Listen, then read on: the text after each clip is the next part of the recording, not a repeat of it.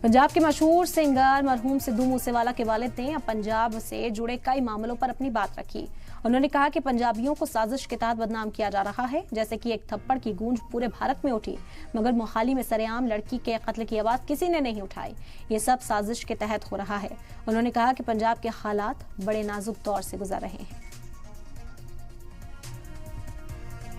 हाशिए उत्ते पहले पहुंचे हुए साडा तुसीं होर इस तो बड़ा नुकसान की करदे हो।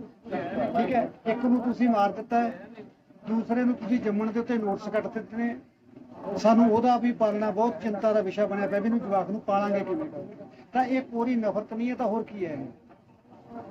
मैं सरकारां तो यही उम्मीद करदा, खास करके सेंटर गवर्नमेंट तो भी एक थप्पड़ बज्जिया ਉਹਦੀ गूंज पै गई पूरे भारत वर्ष ਦੇ ਵਿੱਚ। यार एक कुड़ी तलवार दे नाल बढ़ती मोहाली किसी ने ਉਹਦਾ ਜ਼ਿਕਰ आया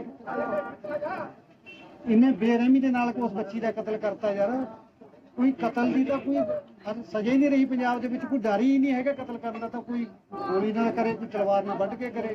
ਲਾ ਐਂਡ ਆਰਡਰ ਦੀ ਹਾਲਤ ਕਿੱਥੇ ਪਹੁੰਚ ਗਈ ਸਾਡੇ ਪੰਜਾਬ। ਕਦੇ ਤੁਸੀਂ 3-4 साल तो मैं लगातार पुत दे मरण 2 साल तो मैं बिल्कुल दिन रात ही इन्वॉल्व मैं इस गल दे विच। किसी भी एक गैंगस्टर नूं पंजाब च कदे सजा हुई देखी है?